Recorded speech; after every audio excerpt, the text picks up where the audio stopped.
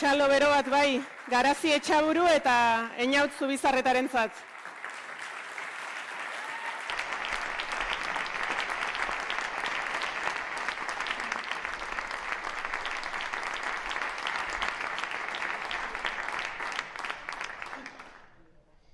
Nire dantzan jarri naiz. Egunon, eguerdion, eta ezeren aurretik, barkamena eskatu nahi dizuet, zertxobait atzeratuta hasi garelako.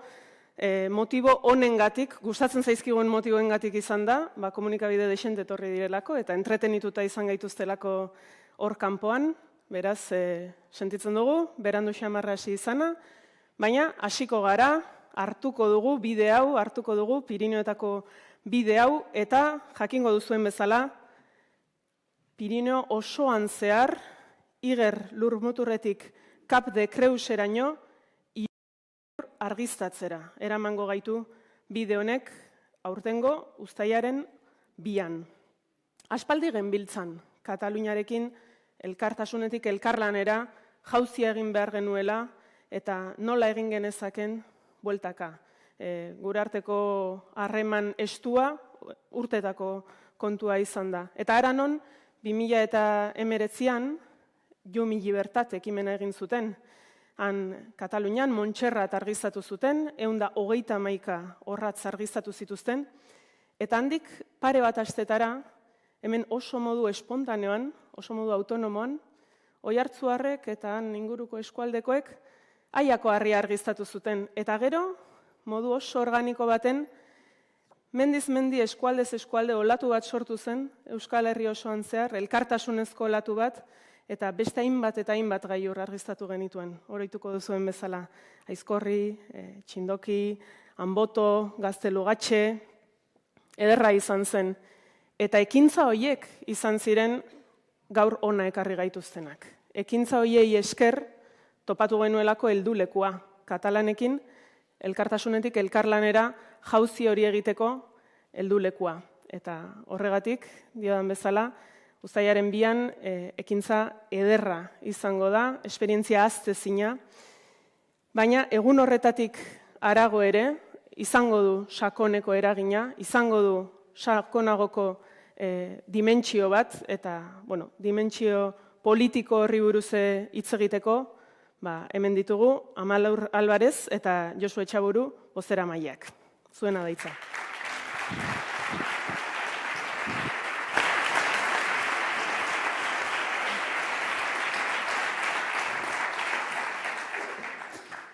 Mila esker, kaixo egunon guztiei, mila esker Irati eta mila esker gaur Bizkaia Aretora gerturatu zeaten guztioi. Uztailaren 2an, Pirinioetako bidea argiztatuz nazioarteko komunitatearen arreta geureganatuko dugu, herrion autodeterminazio eskubidearen alde. Mezu argi bat bidaliko dugu Pirinioetatik mundura.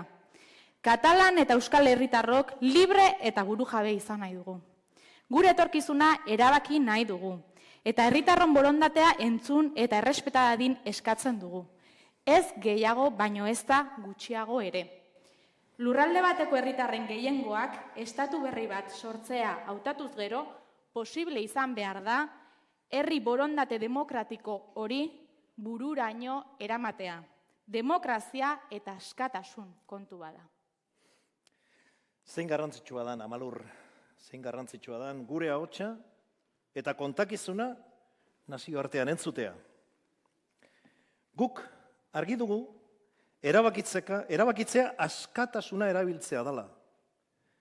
Erabakitzea ez dela inoiz gatazka iturri. Erabakitzea ukatzea aldiz, bai. Erabakia ukatzea da gatazka eragiten duena. Son los estados español y francés quienes provocan un conflicto democrático al negarnos la libertad de decidir y al ejercer la represión contra nuestros pueblos. El problema no está en Cataluña o en Euskal Herria. El problema es de los estados. Decidir es ejercer la libertad y materializar la voluntad mayoritaria expresada en las urnas es solo y puramente democracia. Nos parece importante que nuestra voz también sea escuchada en el ámbito internacional. Jokaleku konplexua da, begibistakoa da, nazioartekoa da, jokaleku konplexua da. Estatuak eta estaturik gabeko naziok eskaude pareko baldintzetan. Baina ez diogu horregatik partida jokatzeari uko egingo. Indarrak batu eta inteligentzia kolektiboa erabili behar dugu nazioartean gure ahotsa eta kontakizuna entzun daitezen. Nazioarteko komunitateak ezin du beste aldera begiratzen jarraitu. Europako Batasunak jarrera aldatu eta bertako herritarron eskubideak bermatzeko lan egin behar du. Gutxienez, herritarrontzat baliagarria eta funtzionala izan nahi badu, eta erakundearen beraren iraunkortasuna eta etorkizuna bermatu nahi badu. Eta hain justu ere, egungo eta etorkizuneko gatazken aurrean, Europa mailan oinarrizko prozedura estandarrak ezartzeko ekimenak ikusten ari gara azkenaldian. Alde batetik, Eusko Ikaskuntzak eta Institut de Estudis Catalansek subiranotasun lurralde gatazkak konpontzeko jardunbide egokien kode bat prestatzeko oinarriak landu ditu, nazioarteko eta mundu mailako erreferentziazko hainbat aditu eta akademikorekin elkarlanean. Eta zentzu berean, Europako indar subiranistek self-determination kaukusa osatu dute Europako Batasunean argitasun lege bat bultzatzeko helburuarekin. Eta interesgarria da oso hain zuzen ere bi ekimen hauek, alor akademiko eta politikotik sustatutako bi ekimen hauek, norabide berean lerrokatu izana. Eta uste dugu benetan sinistuta gaude, eragina biderkatu dezakegula aktibazio sozialaren bidez. Euskal Herritarron eta Katalanen arteko elkarlanean oinarritutako mobilizazio izango da Pirinioetako bidea.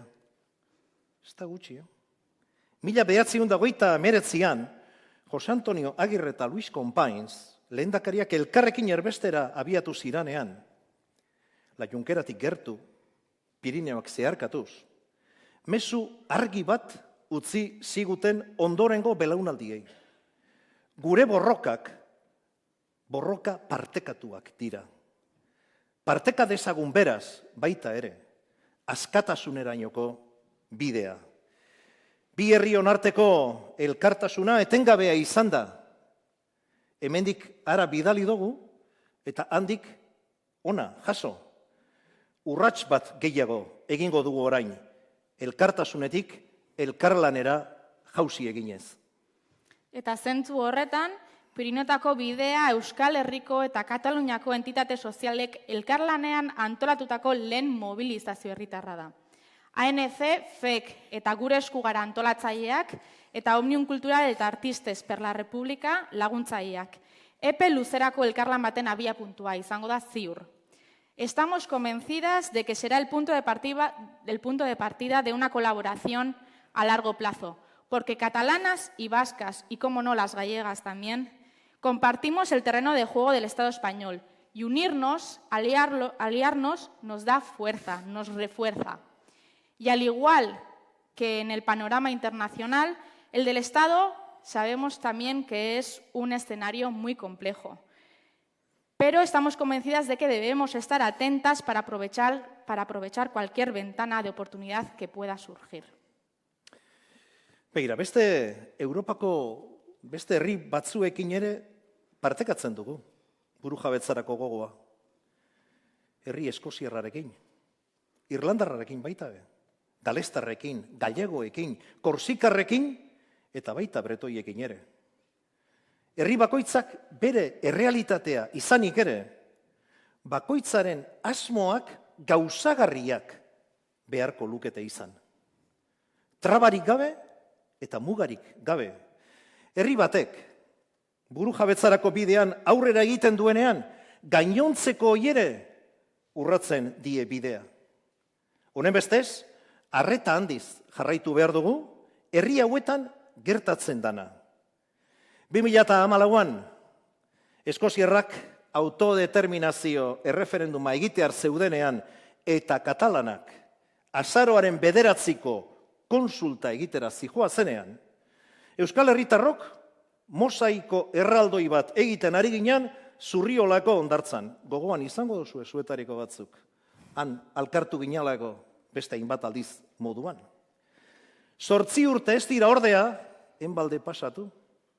Eta gure buruari galdetu beharko geniokena da, momentu honetan da, Europan urrengo autodeterminazio erreferendumak egiten diranean, gu non egongo gara. Beste mosaiko bat egiten aurkituko gaitu? Turista subiranista planean aurkituko gaitu? Ala gai izango gara gu ere hauteslekua jartzeko. Bai, herriari hitza emateko garaia da, edo behar bada herritarrok hitza hartzeko garaia da. Queremos decidirlo todo y tenemos derecho a ello además. Tenemos derecho a decidir nuestras instituciones políticas. Tenemos derecho a decidir nuestro estatus político y nuestro nivel de autogobierno. Y tenemos derecho también a decidir las relaciones entre nuestros territorios, de una forma directa, sin límites y libre. Y como todas las naciones del mundo, nosotras también tenemos derecho a la autodeterminación. Y es por ello que nos resulta imprescindible reivindicar la necesidad de elaborar, acordar e impulsar un proceso para poder decidir nuestro futuro político. Begira, uztailaren 2koa izango da ikaragarria. Izango da erra. Izango da berriro elkar aurkituko dugun momentua. Izango da mendizaletasunaz eta elkarren konpainiaz gozatuko dugun eguna. Izango da, ondarrun esaten da modua, marabilloso. Beraz, hori izan da, eta zuen irripartxoa aterata, uztailaren 2an, Euskal Herritarrok 100 gailurretik gora argiztatuko ditu.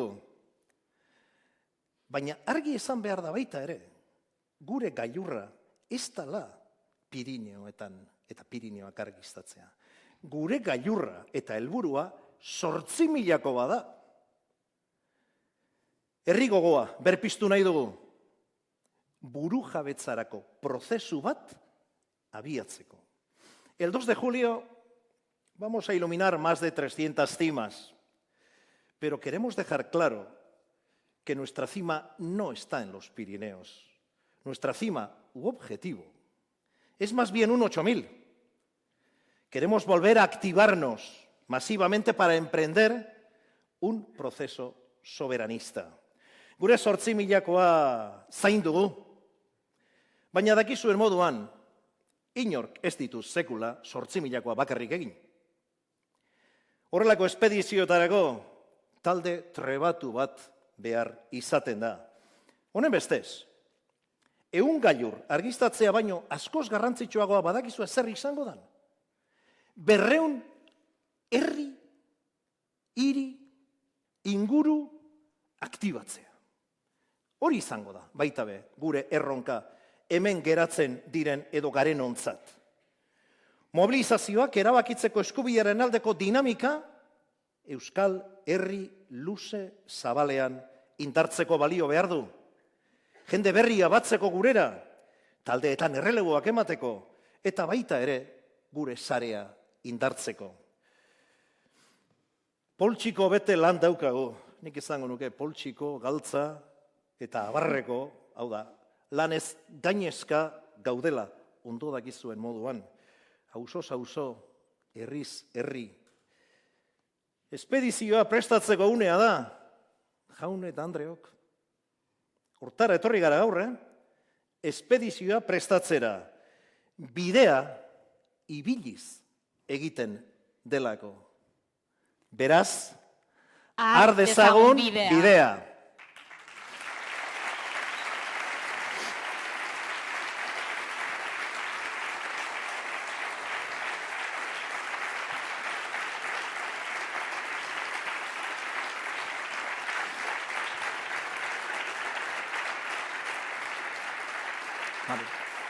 Beno, eta ezin zuen beste modu batera izan, gure lagun katalanek ere parte izango dira gaurkoan, bideotxo batzuk grabatu dizkigute, beraiek ere beraien presentzia bermatu nahi zuten gaurkoan, beraz, disfrutatu bideotaz.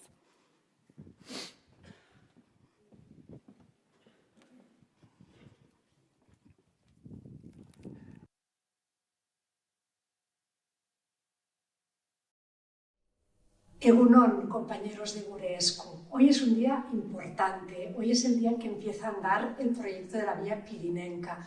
Este proyecto que va a iluminar los Pirineos, las cimas de todos los Pirineos, desde el Atlántico al Mediterráneo. Este proyecto que representará un trabajo conjunto de los pueblos catalán y vasco. Este proyecto que nos ilusiona a todos porque es un proyecto en favor de la autodeterminación de los pueblos, para dar un mensaje clarísimo al mundo y en particular a Europa de que las fronteras deben ser trazadas con la decisión democrática de la gente. Un proyecto en el que en Cataluña también estamos ilusionados porque nos va a ayudar a movilizar a nuestra gente y a que continúe esta lucha democrática por la independencia de Catalunya. Això, des de la Federació d'Entitats Constitucionals de Catalunya volem donar el nostre suport a aquesta via pirinenca que ha d'unir dos pobles en una demanda de llibertat i democràcia com és simplement el dret a decidir. La FEC ja va participar de forma molt activa gràcies a les seves més de 400 entitats repartides per tot Catalunya en el projecte Llum i Llibertat. Un projecte que l'any 2019 va il·luminar un lloc emblemàtic pel nostre país i pels catalans i catalanes, com va ser la muntanya de Montserrat. Aquella va ser una nit màgica, una nit reivindicativa i plena d'emocions per tots i totes, reclamant la llibertat dels nostres presos i preses i el retorn dels exiliats i exiliades polítics. Avui en dia, esperem que l'estat espanyol deixi de donar a casa aquells que injustament han hagut de marxar de Catalunya per motius ideològics. Sempre he cregut que la muntanya ha anat i anirà lligada a la llibertat i a les nostres arrels i a tots els valors de solidaritat entre els pobles que hem compartit aquest espai, que ens fa ser com són. És per això que la Federació d'Entitats Constitucionals de Catalunya, a més de 100 anys d'història, ha estat lligada sempre als anhels de llibertat del nostre poble, defensant la seva cultura i la seva llengua. Ens veiem ben aviat a la via pirinenca il·luminant el nostre destí de llibertat. Egunon, Euskal Herria, molt bon dia a tothom. Una salutació fraternal ben forta des dels Països Catalans en aquesta inauguració d'aquesta via pirinenca que doncs, de ben segur serà també un símbol més d'aquest agermanament dels pobles que lluiten per la fraternitat, per la llibertat, per la independència. Per tant, en aquest entorn de muntanyes, en aquest compartir també d'aquest Pirineu que ens agermana, que ens demostra també la força de la natura i del poble arrelat també doncs, amb les seves senyes d'identitat com són les muntanyes, dir-vos que compteu amb nosaltres, que hi som la gent d'Òmnium una vegada més, que us felicitem de tot cor per aquesta brillant iniciativa que ja esteu duent a terme aquests anys i que, per tant, doncs, esperem poder-nos trobar per les muntanyes dels nostres països. Una abraçada ben forta i sempre endavant.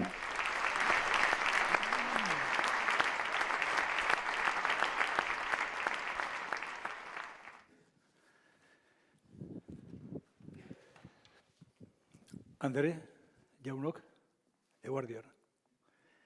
Egia esan ez dakiz egiten dut hemen nik Bilbon, lau paretan artean, datorren egualdia egin.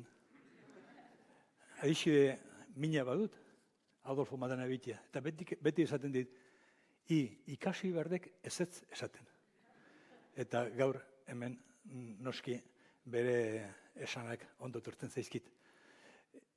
Batez ere, zuekora horrian eta ni hemen bakarrik sentitzen dut larridurarekin.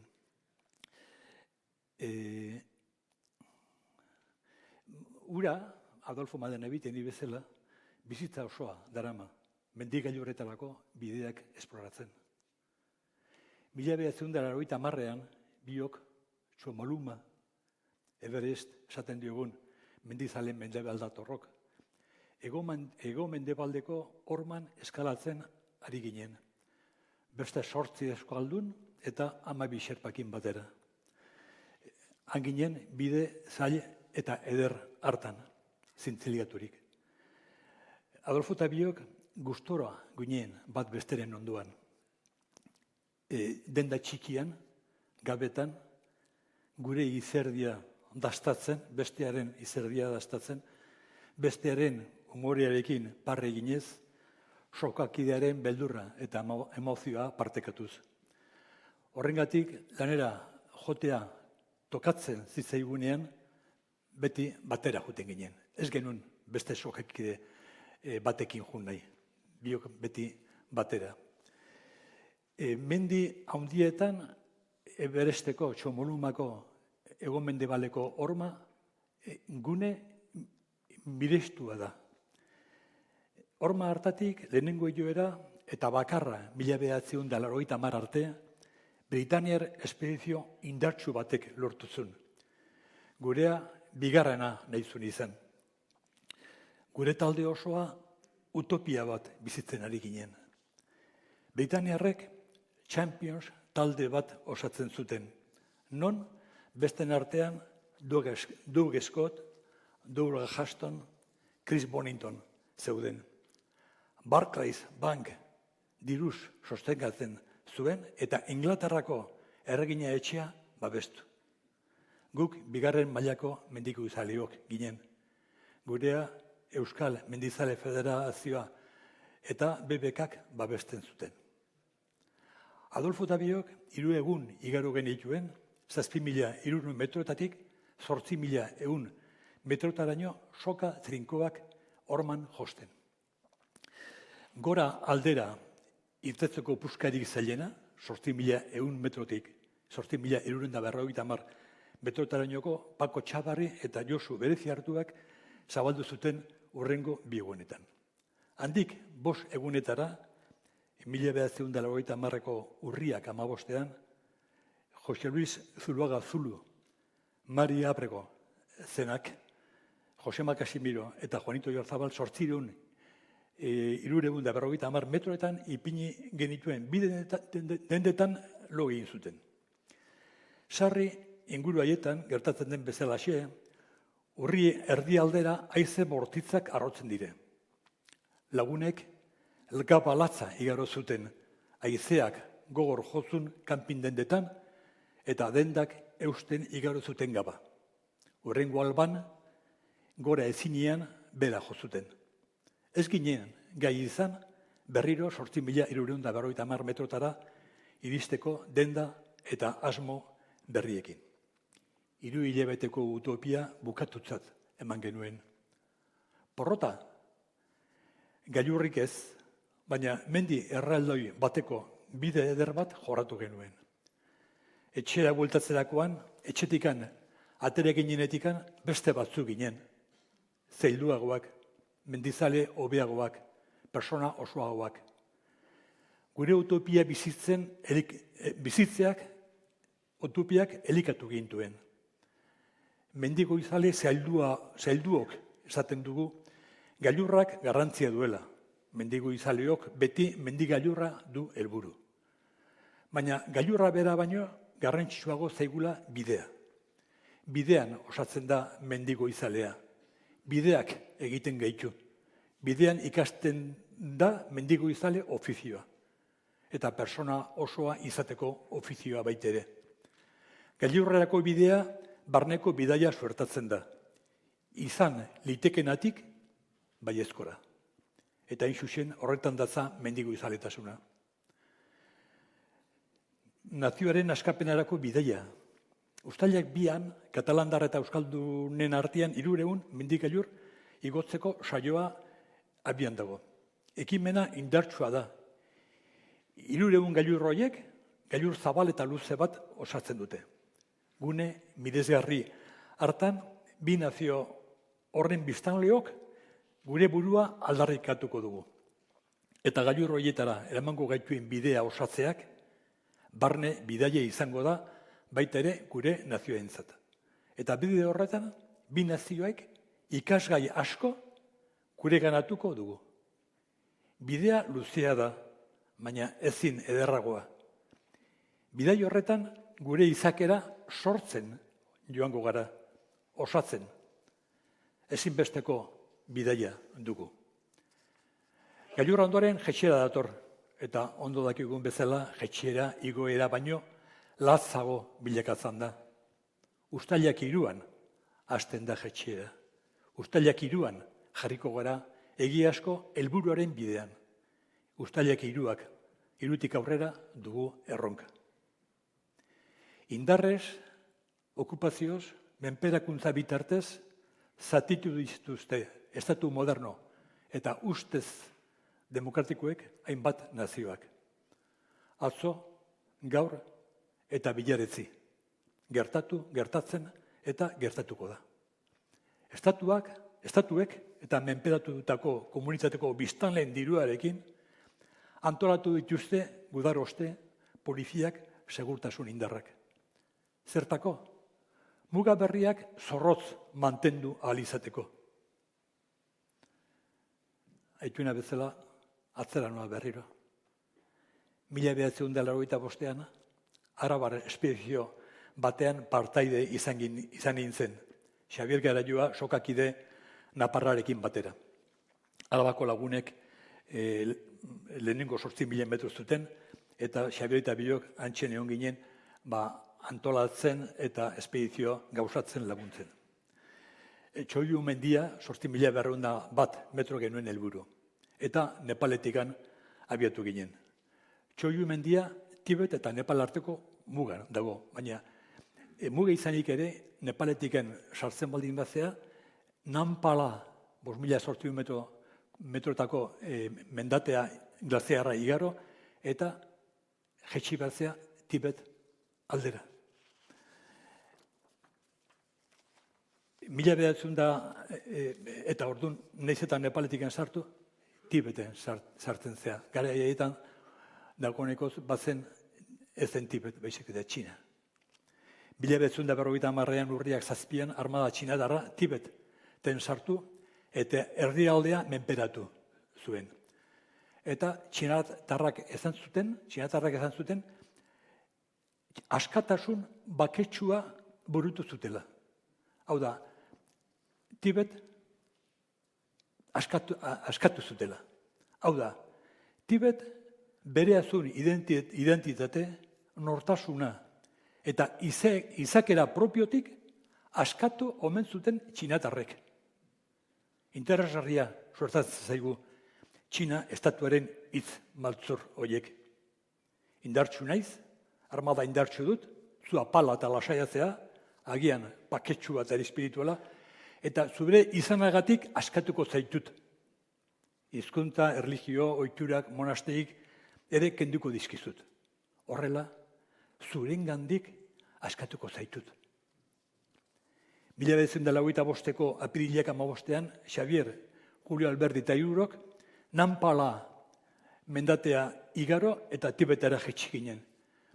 Eta denda txiki bat altxatu genuen toki gozo batean. Afaldu eta lo primeran egin genuen 5.600 metrotan. Horrengo goizian, goruntza egiteko prestaketetan ari ginela, 2 persona agertu ziren. Aietoko bat, nabarmen militarra txinatarra. Bestea, tibetarra iruditu zaigun, agian haren gidaria. Militarra karasi batean. Guk egun onka. Militar txinatarra, China, eta besoa luzatuz, Nampala adierazten zigun. Ulertu genion, ura Txina zela, eta alde egin behar genuela. Egia esan, zalantzak genuen esan nahi zuna militarrek. Baina bere eskuetan gure gana zuzendutako zuen fusilak, militarra baino argiago mintzo zitzaigun. Hirukote begiradapean, hau da, militarra txinatarra bere fusila eta gidari tibetarran begiradapean, denda jaso motxilekein eta ospa. Oinarrizko kanpamentura iritsi eta gure berriak harrikoskor bat bezala erori zien. Horrengo 2 asteak txoiu baztertu eta ondoan zegoen 7.000ko bat jotasu aritu ginen eskalatu nahian. Garaietan, 1985ean, sarri ikusten ziren tibetar komerzianten jak karabanak Nampala mendatea gurutzatzen. Nantxe bazarreko larun bateko merkatura izaten zuten helburu. Txinatar gaiaz kargaturik etorri, Nantxen saldu, bertan arroza erosi, Tibetera itzuli eta han arroza oso pertsionian saltzen zuten. Ohikoa zen garaietan. Himalaia aldeko xerpek, ezaguna duzue, aituta behintzat, horrela heldu zien gaur eguneko bere lurraldeta berez, tibetarra dire, eta Nampala mendatea gurutzatuz, Himalaia hegoaldean zeuden lurralde, utxik zeuden lurraldeak, han jarri zien, aurkitu zuten bere bizimodu berria, Himalaia hegoaldean, non eguzkitsuago da, haize gutxigo, eta bere jakentzako baska ederra sortzen da. Himalaia erraldoia ez da sekula muga izan. Mendi handien arteko pasabideak profitatuz, lurralde ezberdinetako biztanleek harremantzeko zubia izan da. Mendilerroek handienak baita ere, ibaiak handienak, ez dira bizitza eta kulturaren arresiak edo mugak izan. Bizitza eta kulturarako ateak baizik. Komerziante txinataraiek ohitura zuten gure oinarrizko kanpalekuan atxeden hartzeko. Nampala tortzen ziren, ikusten zuten gure kanpalekura, eta ara joten ziren te bat hartzea edo mokau bat egitea. Eta antxen izaten ziren gure sukaldari Sherpa eta Nepaleko gobernuko ordezkariaekin hitz egiten. Eta komerziantaiek berriak ekartzen zituzten, Tibetetikan edo Nantxe Bazarretikan, eta han egoten ginen haien historiak aitzen. Arratsalde batean, Amar Pradan, Nepaleko gobernuko ordezkaria deitu zigun. Esateko, aizue, tibetarrak esan digute, bestaldean, Tibetaldean zegoen espedizio txinatarra aldin duela. Eta dagoeneko ez daude ez militarrik, ez mendizale txinatarrek. Zaila dezakezue txoio. Arrapaladan ata eginen den okorrika. 85ko maiatzak 15ean 4 lagun, eta maiatzak 16ean beste 3 lagun heldu ginen txoiuko gailurrera. Komerziante tibetarrak duela gutxi arte ibili dira Nampala zeharkatzen. Aurreko 7 urte bezala. Elkar bizitza ederra sustatzen. Duela 3 urte, militar txinatarrek Dalai Lama aldeko lama gazte bat erail zuten Nampala mendatea zeharkatzen ari zela. Txina estatuak barkamena eskatu beharrean, komerziante tibetarrei nanpala mendatea itxidie. Era horretan, elkarbizitza, kultura, antzineko giza emaria eten egin dute. Uste dut gertakari honek oso ongi erakusten du estatu handiek duten nortasun zapaltzailea. Indarrez lortutako zatiketa horietan sakontzeko, estatuek mugak berriak asmatu dituzte. Menperatutako, kolonizatutako nazioak desagertarazteko xede nabarmenez, etengabe joan dira muga berriak asmatzen. Euskal Herriko adibidea oso argia egiten zaigu. Eta horrela, 21. mendean, gure nazioa 3 zatitan ebakita dago. Muga berrien ezker. Muga geografiko berriak asmatuz, nazioen lurraldeak desitxuratu egiten dute. Nazioen identitate geografikoa ezabatu egiten dute. Halere horrekin konformez. Zapaldutako nazioen hizkuntzei oztopo eta mugak jartzen diete. Hizkuntza horiek birus hilgarriak balira bezala. Nola izan liteke Europa ustez demokratikoan, non mugak lausotzen ari diren, bi estatu ustez demokratikoek hizkuntzik mugak ezartzea. Frantziako ustez kultua eta demokratikoko epaitegi konstituzionalak mugak jarri dio bretoniarri, okzitaniarri eta euskarari. Zeren beldur? Onartezina da. Espainia gauza bera. Espainiako era guztietako epaitegiek etengabeko mugak ipintzen galego, katalandar eta euskarari. Nafarroan, bere gobernuak ustez demokratiko eta kultua, Nafarroko hizkuntza den euskarari muga jartzen. Zeren bildur? Onartezina dugu joko erabi.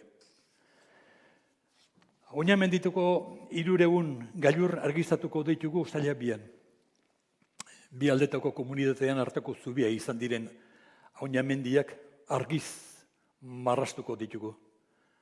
Oinamendiak zubiak direla aldarrikatzeko, eta ez muga. Euskal Herria nazio dela esateko. Existitzen dela esateko. Katalunia nazio dela esateko. Oraindik existitzen dela esateko. Eta gure nazioak onartuak izan behar direla. Eta ez sistematikoki ukatuak. Askia izateko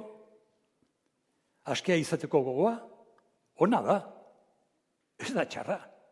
Ez da pekatua. Autodeterminazio referenduma egikaratzeko eskubide osoa dugu. Ukazina. Xerpak eta garraitzaileak. Luze doa, sentitzen dut. Aitun duta eta bakizue. Txomuluma bezalako mendi erraldoien gailurrera heldu alizateko oinarrizko kanpalekuraino ezinbesteko dira garraitzaileak. Bere bizkarretan 25 kilo eramanez, 1980 Txomulumarako gure espedizioetan 150 izan behar izan genuen. Uztailak 2 hasiko dugun oinarrizko kanpalekura hurbiltzeko ibilaldian, garraitzaileak beharko dugu, edo xerpak, edo hobeto esan da, sokakide.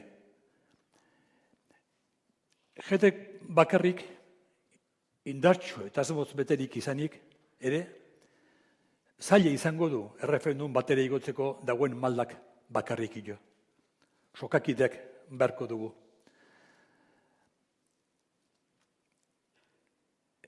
Batzuk aituko zinuten urmuga zer den. Baina, atrebintzik ez bada, nik hemen diskurso hontan kontatuko izuet zer da urmuga. 2018 Himalaian nengoen, eta Dinbutxe herrian 1330 metrotan, urmuga ekimena sortu nuen. Musika eta mendizaletasuna uztartuz. Urmugan 19 egunetako mendibilaldi bitartez, Angulo mendatetikan, Burgoseko mugan, hiru erregen mailaraino egiten dugu bideia. 19 egunetan oinez, pensatuko duzue, zenbat gauzak etortzen die burura. Mendian, oinez, aldapa gora, aldapa bera, espazio irikitan, utopia edarrak etortzen zaizkigu burmuinera. Askatasunerako Euskal Batzar Nazionala. Barkatu jazue, irriparra. 9 ordutako ibilaldiaren ondoren, haizea eta guzki latza aurpegian, hainbat elkarte eta norbanokoen biltzarra sortu zen nire irudimenean. Euskal musikariak, poetak, idazleak, zine eta antzerki aktoreak, kirolariak, mendi elkarteak, kazetariak, jubilatuen elkartea, Navarralde, Orreaga, Lab, Ela, beste hainbat, eta jet, eta gure esku dago. Hor ditugu sokakideok. Ziur naiz, jedeko buruak honetaz arituko zatela. Eta zalantzarik ez dut, gaitza etela horrelako biltzar bat osatzeko. Halere ez nuen plaza honetan nire esanak bukatu nahi, Ormugaren ibilaldian izan duen pensamentu hori zuekin partekatu gabe gelditu. Mil esker eta utzi horri.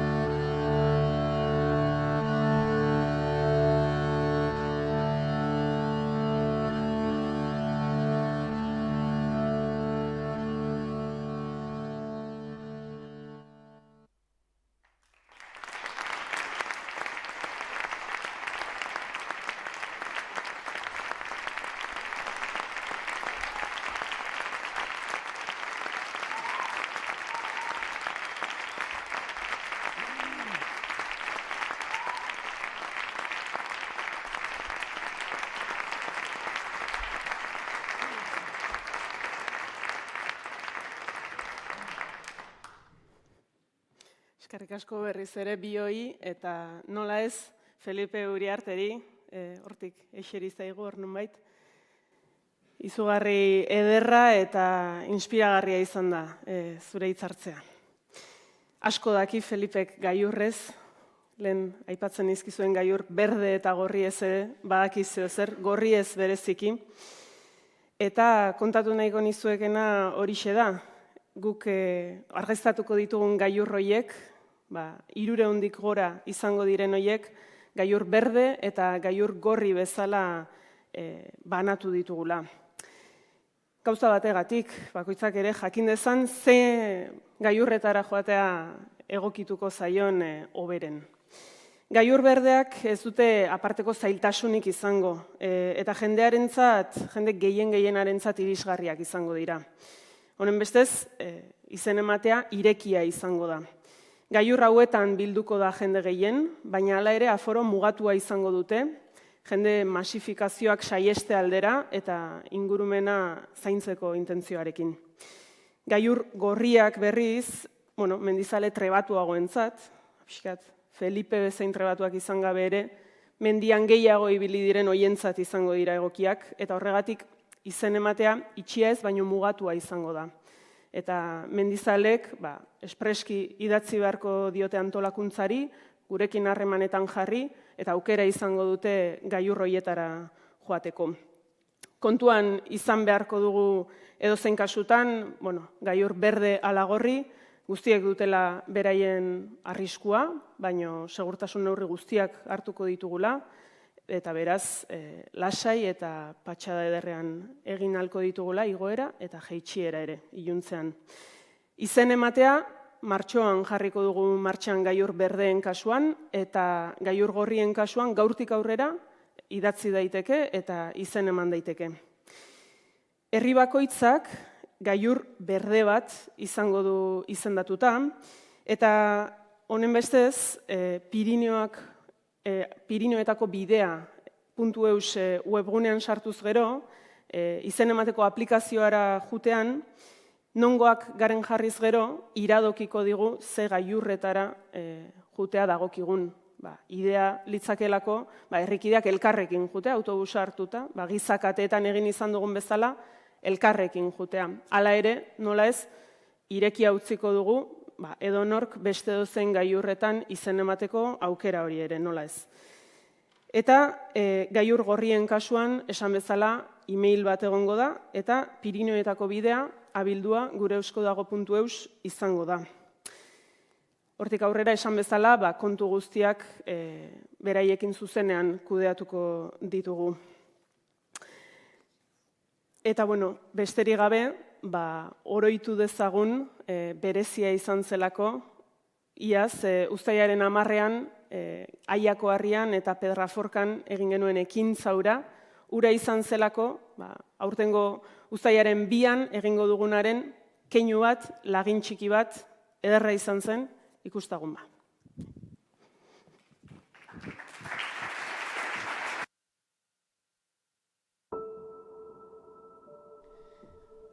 Jose Antonio Agirre eta Luis Companys lehendakariak elkarrekin erbestera abiatu ziranean, La Junkeratik gertu, Pirinioak zeharkatuz, mezu argi bat utzi ziguten ondorengo belaunaldiei. Gure borrokak partekatuak dira. Beraz, parteka dezagun ere askatasunerainoko bidea.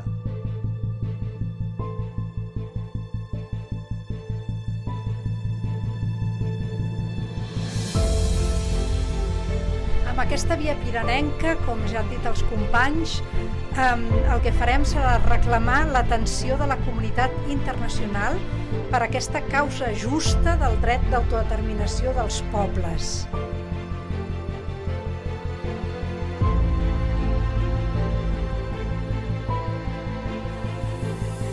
No aconseguiran que resistim, perquè comptem amb la força de la gent, disposada a continuar caminant i a superar obstacles per fer el cim.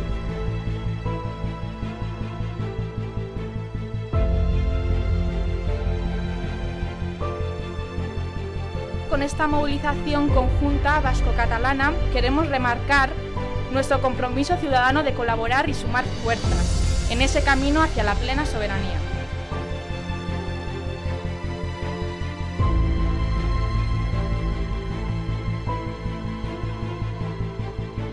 Unim il·lusions des dels dos costats dels Pirineus. Il·luminem el camí de la llibertat. Somiem amb un futur millor i, sobretot, lliure.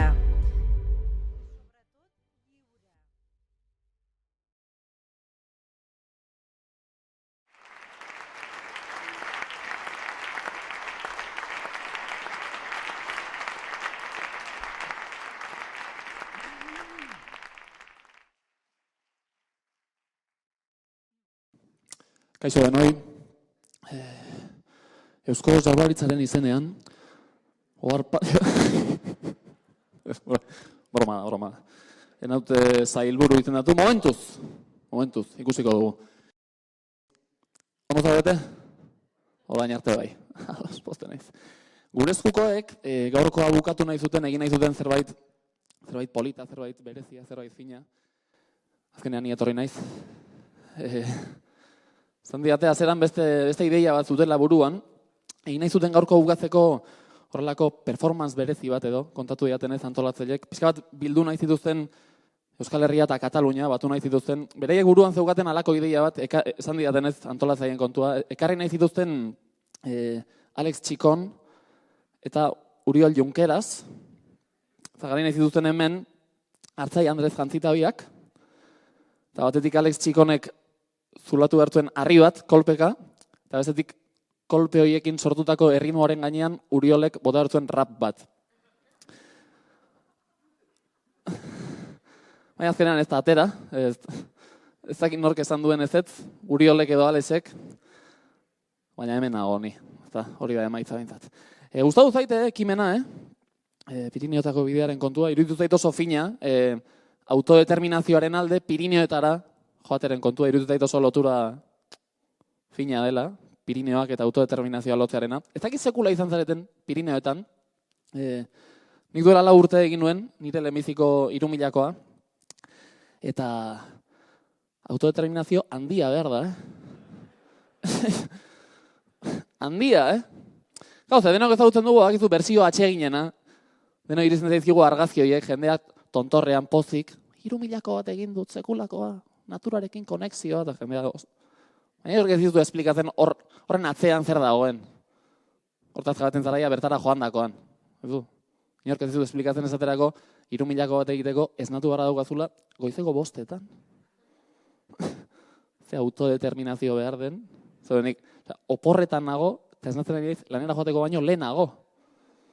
Ez natu, presakago saldu, motxila bat hartu, nora, ara, Autodeterminazio. Autodeterminazioaren tenplua da, Pirineoa nola baita, ez da? Orduan lotura hori oso fina. Pasadi date, bezalde gure eskukoek, halako txosten bat edo, pixka bat ekimen honen zehaztapen guztiekin eta, dena oso ondo lotuta dago. Hori bai, ikusi dut utxune txiki batzuk, eta, modu pribatuan edo, egin ni ez eizkike hor batzuk, baina eritu zait igual politagoa dela hemen, denon aurrean, bere kritikatzea, ez da. Nire ustez horrelako ohar txiki batzuk uztailaren 2koa behar bezala ondo atera dadin. Ze esan dakoa, txostenean zehaztapen asko daude, baina falta dira gutxi batzuk. Esaterako, 3 ohar, lehendabiziko oharra. Ez da, txostenean ez da zehazten, uztailaren 2an, nola joan behar dugun jantzita. Horrela moda munduan eta badago kontzeptu bat, dress code, zagite ezagutzen duzuen. Horrela, ekitaldi batera nola joan behar daukazun jantzita da.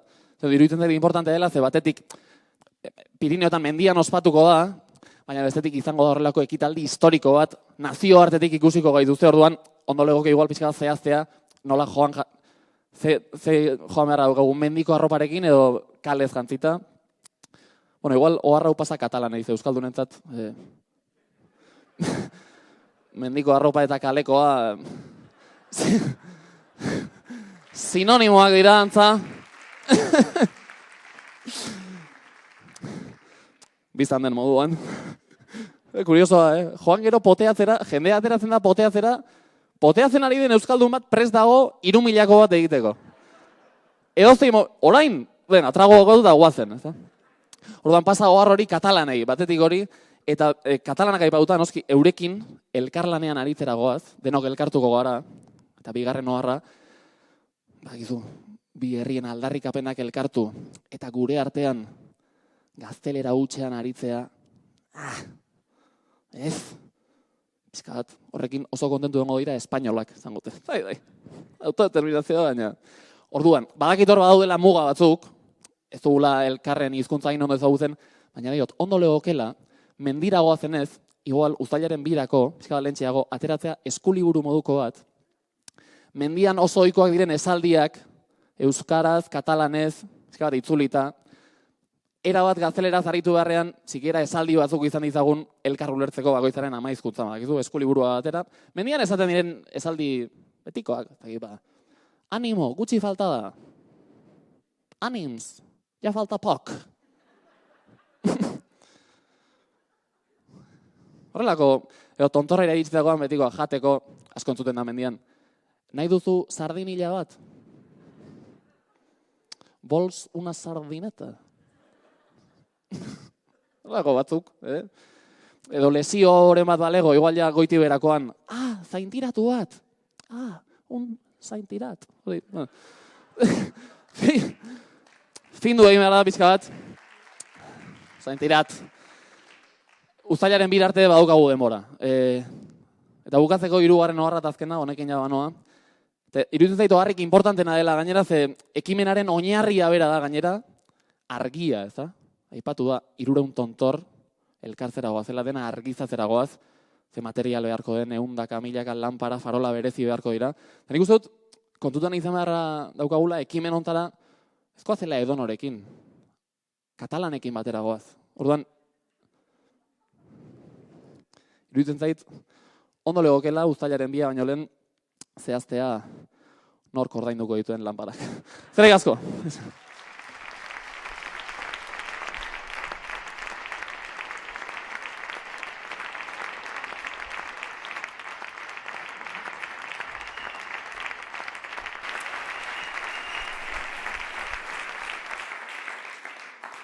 Bueno, bale, hizkuntzena eta apuntatu dugu.